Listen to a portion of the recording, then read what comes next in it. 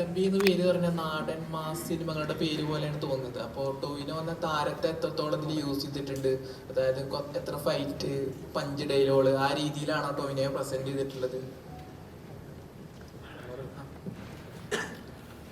അല്ല, ഈ പള്ളിച്ചട്ടമ്പി എന്ന പേര് ഇപ്പൊ ഈ പറഞ്ഞ നാടൻ മാസ് എന്ന് നിങ്ങൾക്ക് തോന്നുമെങ്കിലും ഇതൊരു കാലഘട്ടത്തിന്റെ സിനിമയാണ്, ഒരു നാടിന്റെ സിനിമയാണ്. 1950 തൊട്ട് 60കളിൽ വരുന്ന ആ ഒരു പശ്ചാത്തലം മുന്നിൽ നിർത്തിയിട്ടാണ് നമ്മൾ സിനിമ മൊത്തം സെറ്റ് ചെയ്തിരിക്കുന്നത്. ആ ബാക്ക് ഡ്രോപ്പ് ഭയങ്കര ഇമ്പോർട്ടൻ്റ് ആണ്. അപ്പൊ ഇനി ആ നാടും ആ നാട്ടിലെ നായകന്റെ കഥയാണ് പള്ളിച്ചട്ടമ്പി.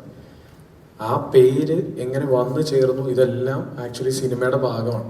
ചട്ടമ്പി എന്ന് പറയുന്നത് നമ്മൾ കേട്ടിട്ടുണ്ടാകും, പക്ഷെ പള്ളിച്ചട്ടമ്പി അതെന്തിന്, എങ്ങനെ, അതാണ് ആക്ച്വലി ഈ സിനിമയുടെ ഓവറോൾ ഒരു ഡ്രൈവ്. ഇതിൽ ഈ പറഞ്ഞ പോലെ ചട്ടമ്പി എന്ന് പറയുന്ന പോലെ, ഇപ്പൊ നേരത്തെ ടോബി പറഞ്ഞ പോലെ ഓരോ വാക്കും പണ്ട് നമ്മൾ ഉപയോഗിച്ചിരുന്നതിന്റെ ഒരു അർത്ഥമല്ല ഇപ്പൊ ആക്ച്വലി ചട്ടമ്പി എന്ന് പറയുമ്പോൾ നമുക്ക് തോന്നും ഒരു തല്ലുണ്ടാക്കുന്നവൻ, അല്ലെങ്കിൽ ഇപ്പൊ നമ്മൾ വീട്ടിൽ പറയും എടാ ചട്ടമ്പിത്തരം കാണിക്കല്ലോ കേട്ടോ എന്നൊക്കെ പറഞ്ഞ കോൺവെർസേഷൻ വരുന്നല്ലോ. പക്ഷെ അങ്ങനെയല്ല, പണ്ട് ചട്ടമ്പി എന്ന് പറഞ്ഞാൽ അതിന് ടോട്ടലി വേറൊരു ഡൈമെൻഷൻ ആയിരുന്നു ആ വാക്കിന്റെ അർത്ഥത്തിന് പോലും. അതായത് ചട്ടങ്ങൾ അറിയാവുന്നവൻ, അല്ലെങ്കിൽ ആ ഒരു മാസ്റ്റർ എന്നൊക്കെ നേരത്തെ പറഞ്ഞ പോലത്തെ ഒരു രീതിയിലാണ് ആ ക്യാരക്ടർ ഡിപ്പെക്ട് ചെയ്തത്. അപ്പൊ ഒരു നാടിന്റെ നായകനായിട്ട് പോർട്രേ ചെയ്യാൻ പറ്റുന്ന ഒരാളെയാണ് നമ്മൾ കൊണ്ടുവരുന്നത്. പിന്നെ ഈ സിനിമയ്ക്ക് വേണ്ട മാസ് എലിമെന്റുകൾ എന്ന് പറഞ്ഞാൽ ഡയലോഗുകളാണെങ്കിലും ഫൈറ്റുകളാണെങ്കിലും എല്ലാം, ഈ പറഞ്ഞ ഫാമിലി ഇമോഷൻ ആണെങ്കിലും പാട്ടുകളാണെങ്കിലും എല്ലാം അളവിന് നമ്മൾ വെച്ചിട്ടുണ്ട്, ഒന്നും അധികമായിട്ട് വെച്ചിട്ടില്ല. കാര്യം ഈ സിനിമ തന്നെ ഏകദേശം 2.25 മണിക്കൂർ ആണ് നമ്മുടെ സിനിമയുടെ ലെങ്ത്തും. അപ്പൊ നിങ്ങൾക്ക് അറിയാം, എല്ലാം കറക്റ്റ് അളവിനാണ് നമ്മൾ പ്ലേസ് ചെയ്തിരിക്കുന്നത്.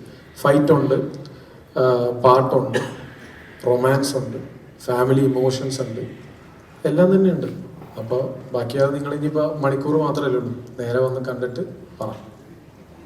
ട്രെയിലറിന്റെ അടിയിൽ വന്ന 2 കമന്റാണ്, മറവത്തൂർ കനവിലെ മമ്മൂക്കയുടെ കഥാപാത്രത്തിന്റെ ലുക്കിൽ സാമ്യം വരുന്ന രീതിയിൽ. അത് കണ്ടിട്ടുണ്ടായിരുന്നു, അതിനെന്നോട് എന്താ പറയാനുള്ളത്? റെഫറൻസ് എന്തെങ്കിലും ഉണ്ടായിരുന്നോ? അതായത് മമ്മൂക്കനായിട്ടല്ല, വേറെ ഏതെങ്കിലും കഥാപാത്രത്തിന്റെ? അല്ല, നമ്മള് സ്വാഭാവികമായിട്ടും എനിക്ക് തോന്നുന്നു നമ്മൾ ഒരുപാട് സിനിമകൾ കണ്ടിട്ടുണ്ട്. നമ്മളൊന്ന് രാത്രിയൊക്കെ ഇപ്പൊ ടോവി പറഞ്ഞാൽ ടോവിയുടെ ഹോസ്റ്റലിലേക്ക് നമ്മൾ ചെന്നിട്ട് നമ്മൾ സിനിമകൾ കാണും, പഴയ സിനിമകൾ കാണും. ഇപ്പൊ ഐ.വി. ശശിധരന്റെ സിനിമ തൊട്ട് പലതും കണ്ടിരുന്നു, ഞാൻ കണ്ടിരുന്നു. പിന്നെ ഞങ്ങൾ ഈ പറഞ്ഞ പോലെ മറവത്തൂർ കനവ്, നരൻ, അങ്ങനത്തെ കുറേ സിനിമകൾ നമ്മൾ ഓൾറെഡി കണ്ടിട്ടുള്ളതാണ്, ഞങ്ങൾ ചർച്ചയും ചെയ്തിട്ടുള്ളതാണ്. പക്ഷെ ഈ ലുക്ക് ഞങ്ങൾ 2019 നമ്മൾ അനൗൺസ് ചെയ്തപ്പോഴും ഈ ലുക്ക് കിട്ടണം. അപ്പൊ അന്ന് തൊട്ടേ ഈ ലുക്കിലേക്ക് നമ്മുടെ ചട്ടമ്പി കിട്ടണം എന്ന് ഞങ്ങൾ ഭയങ്കരമായിട്ട് തീരുമാനിച്ചിരുന്നു. അപ്പോൾ അത് ടോവി പറഞ്ഞ പോലെ ലാസ്റ്റത്തെ സിനിമയുടെ ഷൂട്ടും കഴിഞ്ഞ് കുറച്ച് നാൾ വെയിറ്റ് ചെയ്ത് മുടിയൊക്കെ മീശയൊക്കെ വളർത്തിയിട്ടാണ് നമ്മൾ ഫൈനലി തലമുടി വെട്ടുന്നതിന് മുന്നേ റെഡിയല്ല ഡിജോ എന്ന് പറഞ്ഞിട്ടാണ് നമ്മൾ തലമുടി അതേപോലെ പറ്റ വെട്ടിച്ചത്. കാര്യം എന്താണെന്ന് വെച്ചാൽ അന്നത്തെ കാലഘട്ടത്തിൽ ഈ പറഞ്ഞതുപോലെ ഇപ്പൊ ഞങ്ങൾ കണ്ട കാലഘട്ടത്തിൽ, ഇപ്പൊ ഞാനും സുരേഷ് ഏട്ടനൊക്കെ എഴുതിയ കാലഘട്ടത്തിൽ നമ്മളൊരു ചട്ടമ്പി എന്ന് പറയുമ്പോൾ അതിന് അങ്ങനത്തെ ഒരു ലുക്ക് ഉണ്ടായിരുന്നു. അപ്പോൾ മറവത്തൂർ കനവ് മാത്രമല്ല, നമുക്ക് ഒരുപാട് സിനിമകൾ റെഫറൻസുകൾ ഞങ്ങളുടെ കയ്യിലും ഉണ്ടായിരുന്നു. അത് വെച്ച് നമ്മൾ ഫോർമുലേറ്റ് ചെയ്ത് അന്ന് വരപ്പിച്ച ഇമേജിലോട്ട് ഞങ്ങൾ എത്തിക്കുക എന്നുള്ളതായിരുന്നു. ആ സിനിമ മാത്രമല്ല, ഒരുപാട് സിനിമകൾ ഇൻസ്പയർ ഞാൻ കണ്ടിട്ടില്ലല്ലോ. ഞാനും അല്ല നിങ്ങൾ പോലും ആ കാലഘട്ടത്തെ ഒരുപാടൊന്നും നമുക്ക് അറിയത്തില്ല.